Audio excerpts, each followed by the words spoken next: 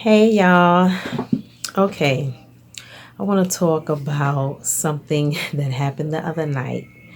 I received a photo, and this photo I had never seen before. It gave me anxiety. It really did. And I just was like, wow, because I haven't seen this picture ever. It's been 33 years since my Uncle Al has been gone.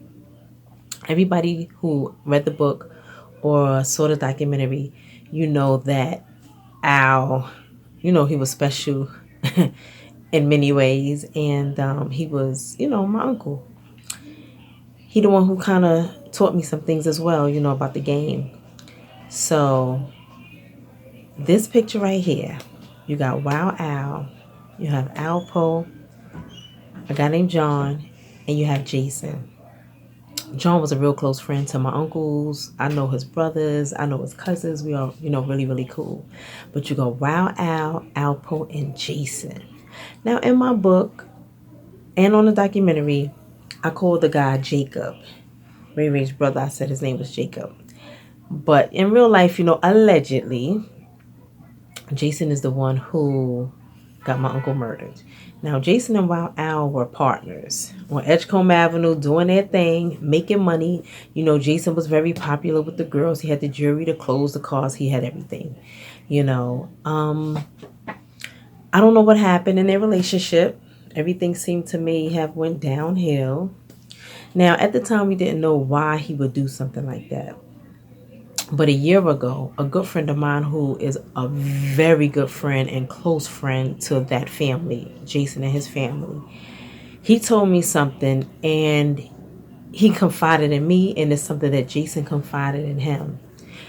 And it made me think, you you just can't do something to someone and think that it's okay or they're going to just take it. You have to be careful when you hurt somebody, you violate somebody, you embarrass somebody to the point where their only thought is to hurt you bad, and possibly kill you, because some people you do something to, you can't let them live because they're going to come back at you. So I guess that's what Jason's thought process was at the time. And I have to be honest, what Al did, if he did it, I would have maybe, felt some type of way, because like I said, you can't violate nobody, you can't embarrass nobody, you can't disrespect nobody in certain ways to the point where you think nothing's going to happen. And look at this picture. You got Wild Al, Alpo, Jason. We all know the story of Alpo killing his man. Then you have Jason, who allegedly killed Al. And I say all this to say things happen, because everybody, oh, he killed his friend, he killed his friend. Okay, and my uncle friend killed him, allegedly. So what? Things happen. That's the game. When you play that street game, these are the things that happen. You know, it happens. I can't feel sorry for one person when I know that happened to my family. I have to get over it. And it happened to so many people in my life where a man killed them. It happens. The streets are not fair. And I have that in my new book, Snitching. You know, the streets are fair game, but the game is not fair. The game has never been fair. Nicky Barnes snitched 5 years after he was already convicted, sentenced, doing his time. But his crew, who he made rich, his entire crew, he made millionaires. Then they disrespected this man by dealing with his wife and his girlfriend.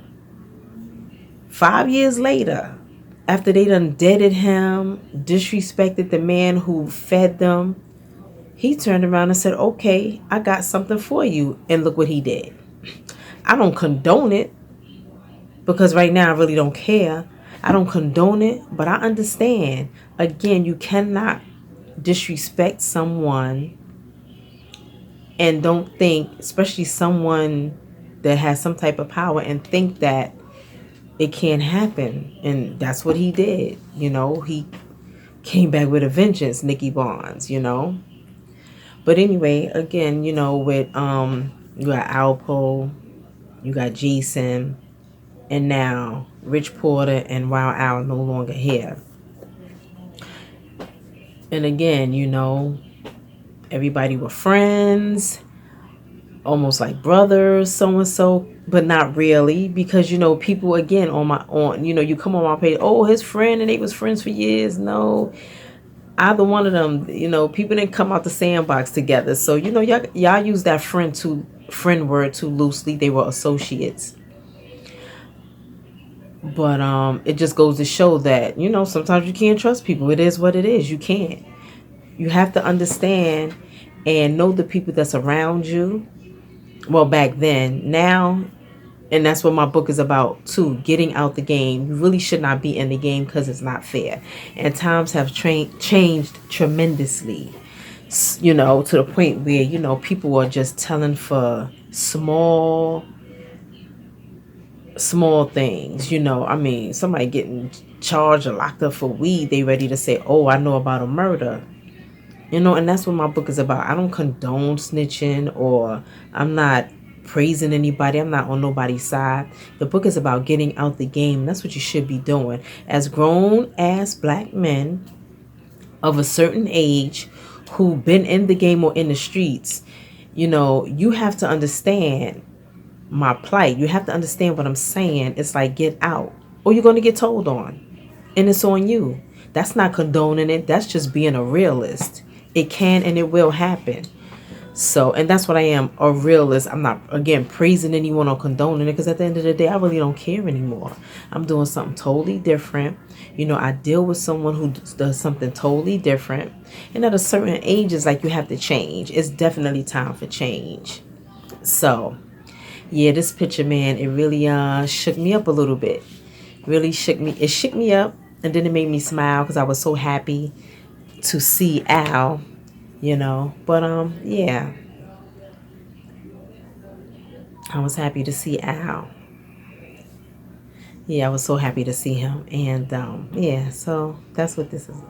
I just wanted to show you guys Al in a different type of picture, other than what you guys seen in my video or in the book. But yeah, that's Wild Al right there doing his thing.